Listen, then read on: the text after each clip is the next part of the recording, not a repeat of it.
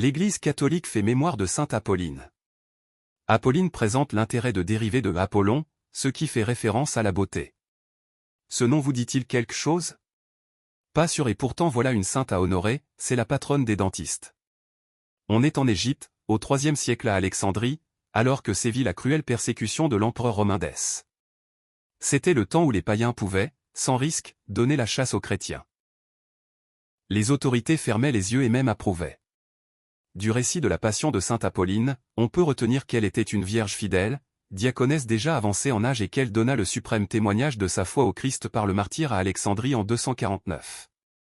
La suite du récit de son martyre est difficile à vérifier, bien que nous ayons deux lettres à ce sujet, l'une de saint Augustin et l'autre de Denis, évêque d'Alexandrie. Les voyous de la ville se seraient déchaînés contre un vieillard nommé Métra et deux chrétiennes, Quinta et Apolline, laquelle faisait partie des vierges consacrées. On commença par lui fracasser la mâchoire et lui briser toutes les dents. Mise ensuite devant un bûcher, on menaça de la brûler vive si elle ne répétait pas les injures proférées contre le Christ. Elle s'excusa poliment de ne pouvoir satisfaire ses bourreaux.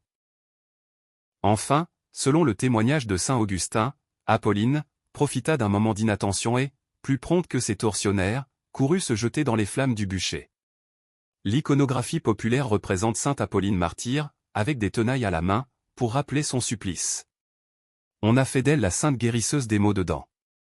Elle fait partie de ces saints appelés auxiliateurs, secourables. Ceux-ci sont souvent spécialisés, à l'image de saint Blaise, cité le 3 février, guérisseur des maux de gorge. Sainte Apolline, priez pour nous. Évangile. Tous ceux qui touchèrent la frange de son manteau étaient sauvés. Alléluia. Alléluia. Jésus proclamait l'évangile du royaume. Et guérissait toute infirmité dans le peuple. Alléluia. Évangile de Jésus-Christ selon saint Marc.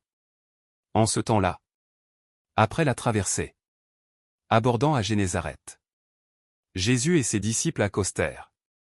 Ils sortirent de la barque. Et aussitôt les gens reconnurent Jésus. Ils parcoururent toute la région. Et se mirent à apporter les malades sur des brancards. Là où l'on apprenait que Jésus se trouvait. Et dans tous les endroits où il se rendait. Dans les villages, les villes ou les campagnes. On déposait les infirmes sur les places. Il le suppliait de leur laisser toucher. Ne serait-ce que la frange de son manteau. Et tous ceux qui la touchèrent étaient sauvés. Acclamons la parole de Dieu. Nous rendons grâce à Dieu.